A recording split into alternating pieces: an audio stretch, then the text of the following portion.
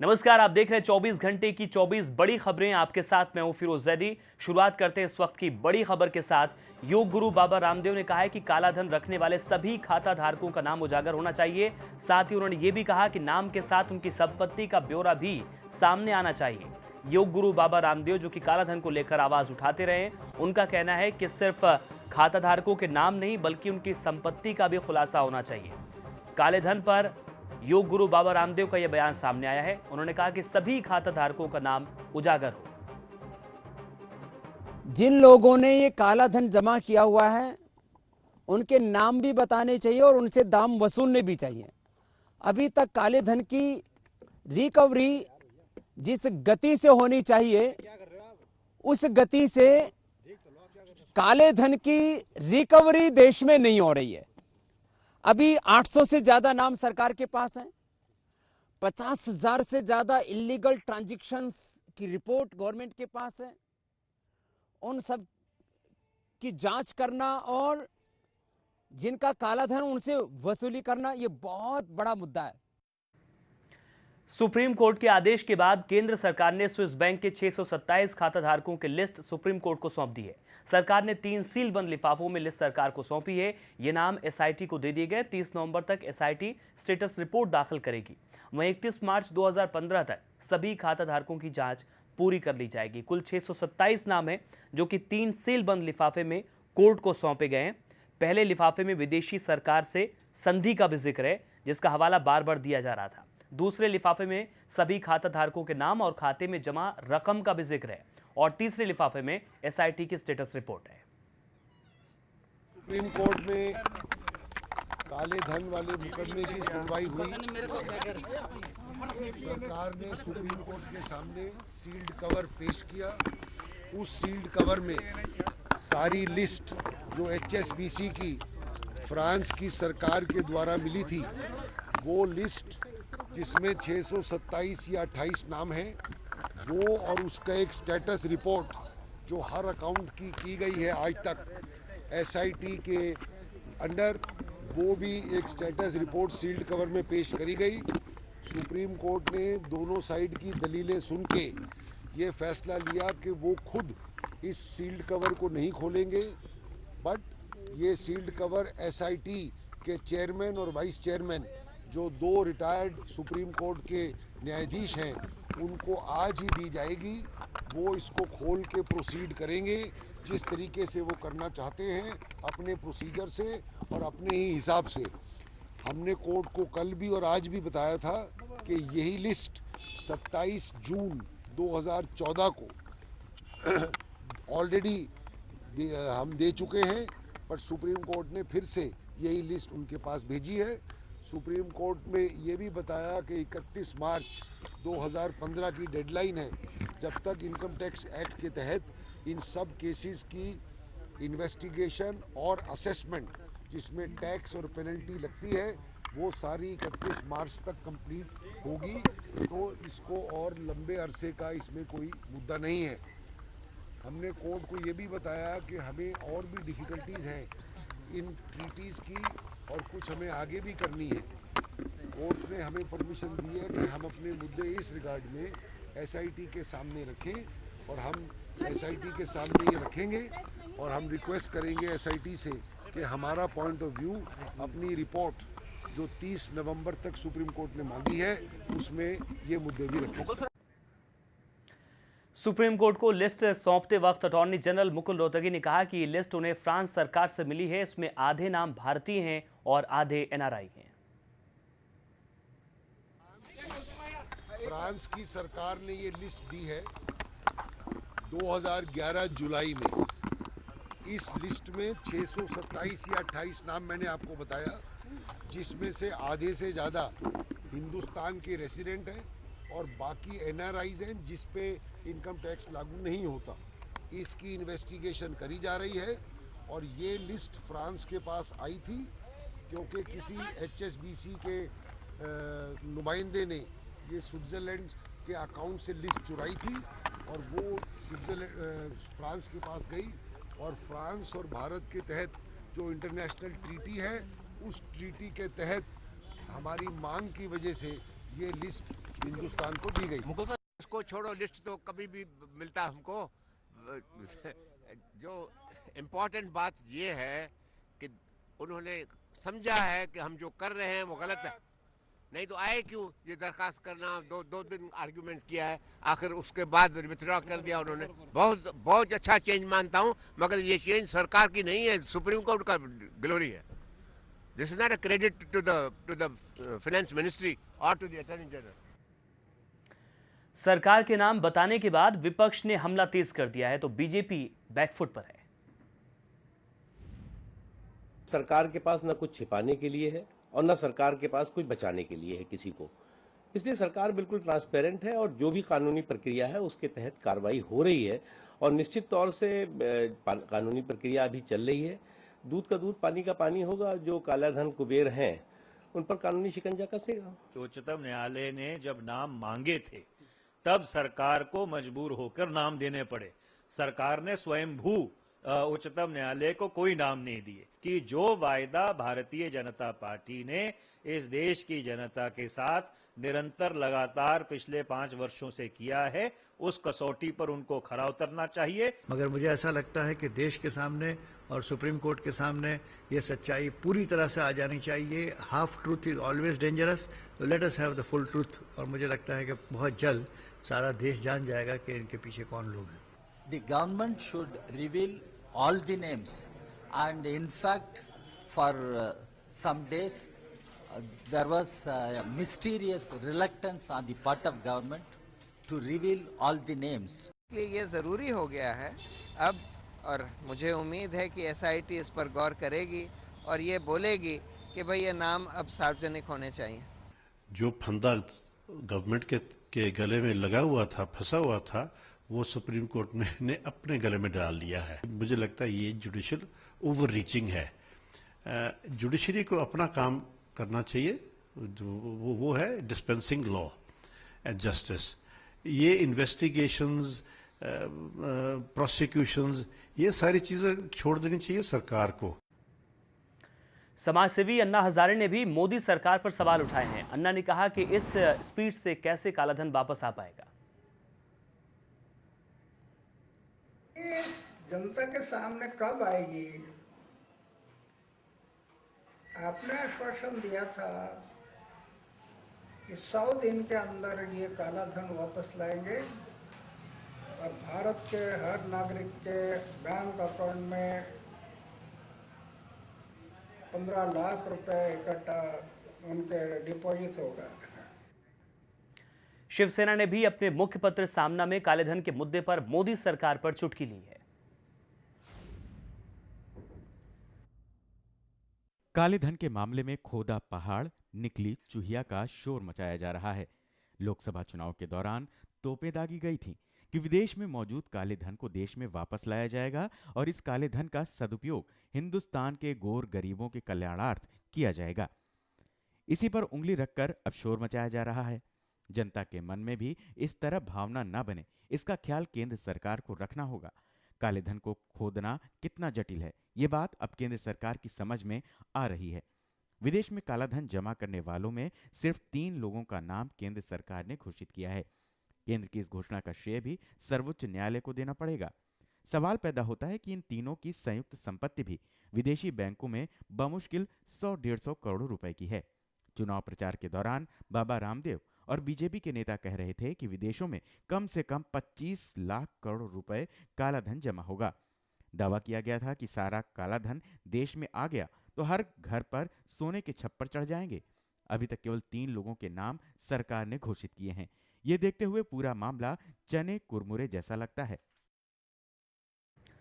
इधर गंगा सफाई को लेकर भी सुप्रीम कोर्ट ने केंद्र सरकार को फटकार लगाई है। केंद्र और राज्य प्रदूषण बोर्ड को फटकार लगाते हुए कोर्ट ने कहा कि अभी तक आपने उन इंडस्ट्री के खिलाफ क्या एक्शन लिया जो गंगा के किनारे प्रदूषण फैला रहे हैं। कोर्ट ने कहा कि सरकार ने गंगा सफाई को लेकर अब तक जो काम किए हैं वो बेहद निराशाजनक हैं। सीबीआई की विशेष अदालत ने एयरसेल मैक्सिस सौदा मामले में पूर्व दूरसंचार मंत्री दयानिधि मारन को बतौर आरोपी समन भेजा है। अदालत ने इस मामले में आरोपी के तौर पर कलानिधि मारन और मलेशिया के उद्योगपति टी आनंद कृष्णन को भी 2 मार्च 2015 को पेशी का समन भेज दिया है। इसके अलावा मलेशिया के मैक्सिस समूह के शीर्ष अधिकारी ऑक्सस रॉल्फ मार्शल को भी आरोपी के तौर पर अदालत ने समन जारी किया है। इन व्यक्तियों के अलावा अदालत ने सन डायरेक्ट टीवी प्राली सहित 4 कंपनियों को भी आरोपी के तौर पर समन भेजा है। यहां पर यह बात सामने जरूर रखनी होगी कि इन लोगों के खिलाफ सीबीआई ने आरोप पत्र दायर किया है। सुप्रीम कोर्ट की फटकार और राष्ट्रपति की हरी झंडी के बाद दिल्ली ने उपराज्यपाल नजीब जंग ने दिल्ली में सरकार बनाने की कवायद तेज कर दी है। उपराज्यपाल नजीब जंग दिल्ली में सरकार के गठन को लेकर सभी पार्टियों के साथ बातचीत करेंगे। अगले कुछ दिन में उपराज्यपाल दिल्ली में पार्टियों के साथ बैठक करेंगे। उपराज्यपाल की तरफ से इस विषय में एक प्रेस रिलीज जारी की गई है। कल सुप्रीम कोर्ट ने दिल्ली में सरकार गठन को लेकर हो रही देरी को लेकर उपराज्यपाल और केंद्र सरकार को फटकार लगाई थी। लेफ्टिनेंट गवर्नर तो कांग्रेस ने ही बनाए थे, बीजेपी ने तो इनको बनाया नहीं। और हम बार बार इस बात को कह रहे हैं कि पार्टी में जब कोई ऐसी स्थिति आएगी, अब पार्टी विचार करेगी दिल्ली के संदर्भ में जो भी ठीक होगा, समय आने पर जो भी उचित प्रतिक्रिया होगी, पार्टी जो भी निर्णय लेगी। हम लोग जिम्मेदार दल हैं, हम कोई पॉलिटिक्स ऑफ ट्वीट्स नहीं करते हैं, पॉलिटिक्स आरोपों की राजनीति नहीं करते। हम पिछले 8 महीने से यही कह रहे हैं एलजी साहब को कि आप ऑल पार्टी मीटिंग बुलाइए, ऑल पार्टी मीटिंग बुलाइए, सारी पार्टियों से पूछ लीजिए। एक कमरे में आप कांग्रेस, बीजेपी, आम आदमी पार्टी तीनों को बिठा दीजिए। आम आदमी पार्टी वालों से पूछ लीजिए कि भाई सपोर्ट करोगे किसी को, हम कहेंगे नहीं। कांग्रेस वालों से पूछ ले भाई सपोर्ट करोगे किसी को, वो कहेंगे नहीं। बीजेपी वालों से पूछ लो भाई सपोर्ट करोगे किसी को, बोलेंगे नहीं। 5 मिनट में डिसीजन हो जाएगा। पर एलजी साहब मान ही नहीं रहे थे 8 महीने से। एलजी साहब बेताब हैं बीजेपी की सरकार बनवाने के लिए। कोई सबसे ज़्यादा किसी ने गलती करी है तो वो उपराज्यपाल साहब ने की है। उन्होंने बिल्कुल ध्यान नहीं दिया, 5 महीने से सरकार नहीं है और कोर्ट की टिप्पणी भी उन्हीं के खिलाफ है कि उन्होंने अपने काम में कोताही बरती। तो मुझे नहीं लगता क्या गुंजाइश है बातचीत की, क्या बातचीत करेंगे। 5 महीने में आपने बातचीत नहीं करी किसी से, 5 महीने में आपके पास आंकड़े नहीं आए। उत्तर प्रदेश की राजधानी लखनऊ में समाजवादी पार्टी के अध्यक्ष मुलायम सिंह यादव ने आज अपने घर पर अमर सिंह से मुलाकात की। बैठक में यूपी के सीएम अखिलेश यादव भी मौजूद थे। सूत्रों के मुताबिक बैठक में अमर सिंह की वापसी पर चर्चा हुई है। जानकारी के मुताबिक अमर सिंह को समाजवादी पार्टी से राज्यसभा का टिकट दिया जा सकता है। काफी दिनों से मुलायम सिंह और अमर सिंह की नजदीकियां बढ़ रही हैं। कभी अमर सिंह मुलायम की तारीफ करते हैं तो कभी मुलायम उनके साथ मंच साझा करते हैं। Big boss fame actress Sana Khan और उनके बॉयफ्रेंड इस्माइल खान को पुलिस ने गिरफ्तार कर लिया है। उन पर एक महिला ने छेड़खानी और धमकी देने का आरोप लगाया है। पुलिस ने उनके खिलाफ धारा 354 के तहत मामला दर्ज किया है।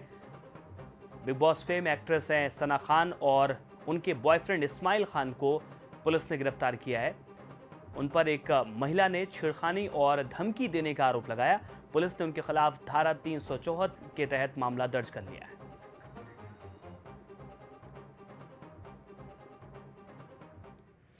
आगे बढ़ेंगे। जम्मू कश्मीर के हंदवाड़ा में आतंकियों के साथ चल रहे एनकाउंटर में सुरक्षा बलों को बड़ी कामयाबी मिली है। 2 दिन से चल रहे इस मुठभेड़ में सुरक्षा बलों ने 3 आतंकियों को मार गिराया। इस ऑपरेशन में एक जवान भी शहीद हो गया है। सेना का ऑपरेशन अभी भी जारी है। राजवार फॉरेस्ट में ऑपरेशन शुरू किया था, ज्वाइंट ऑपरेशन था आर्मी और पुलिस का, जिसमें हमारा एक आर्मी का जवान शहीद हुआ और 3 मिलिटेंट मारे गए हैं। अभी हम उनकी आइडेंटिफाई करने की कोशिश कर रहे हैं। अभी सर जंगल के कुछ पैचेस में अभी सर्च चल रही है, तो लेटर हम बाकी उसकी डिटेल दे देंगे। हरियाणा के बहादुरगढ़ में आईटीबीपी के एक जवान ने ट्रेन के नीचे कूदकर खुदकुशी कर ली। घटनास्थल से एक 6 पेज का सुसाइड नोट भी मिला है, जिसमें आईटीबीपी के जवान मदन ने अपने सीनियर्स पर प्रताड़ना का आरोप लगाया है। सीनियर्स से तंग आकर मदन दिवाली के दिन अपनी कमांड से भाग आया था। जवान मदन ने खुदकुशी से पहले अपनी आपबीती एक निजी चैनल को भी बताई थी। पुलिस मुकदमा दर्ज कर मामले की तफ्तीश कर रही है।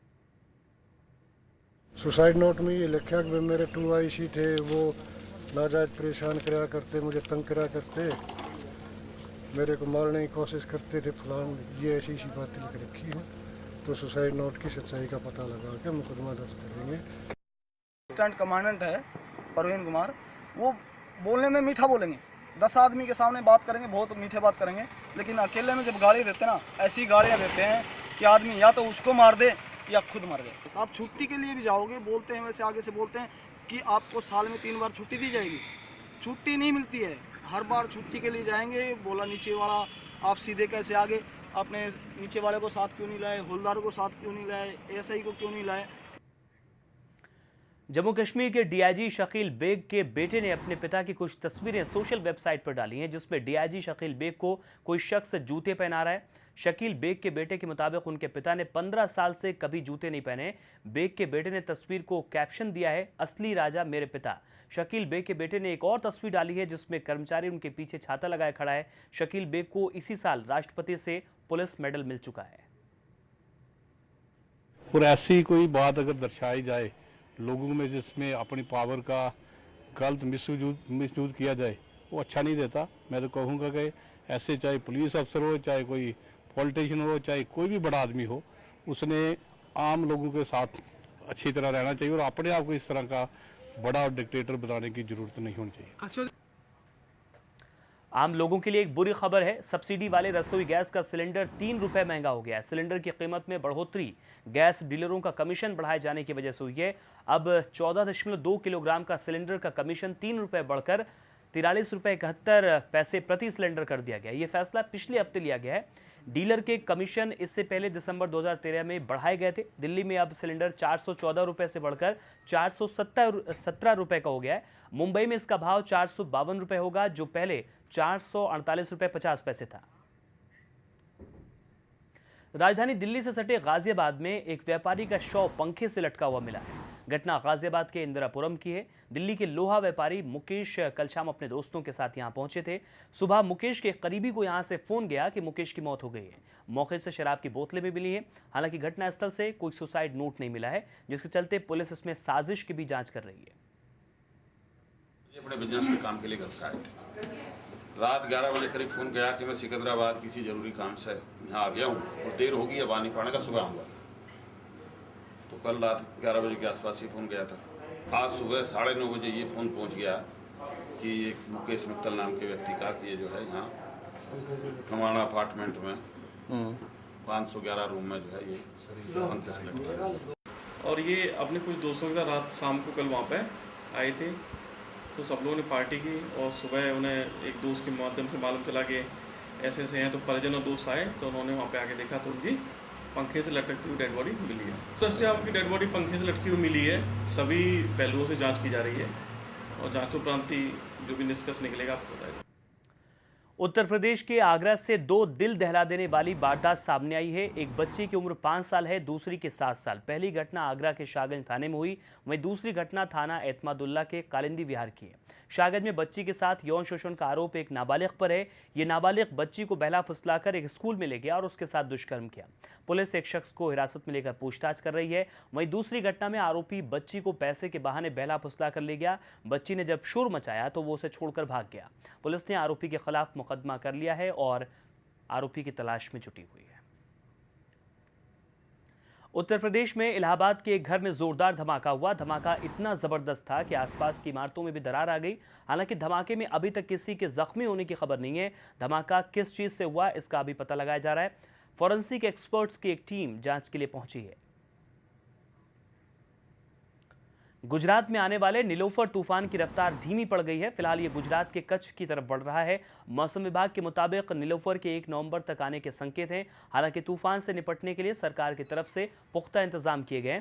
सभी मछुआरों को वापस बुला लिया गया। एनडीआरएफ की टीम भी बुला ली गई है। किसी भी विपदा से निपटने के लिए सभी जरूरी इंतजाम कर लिए गए।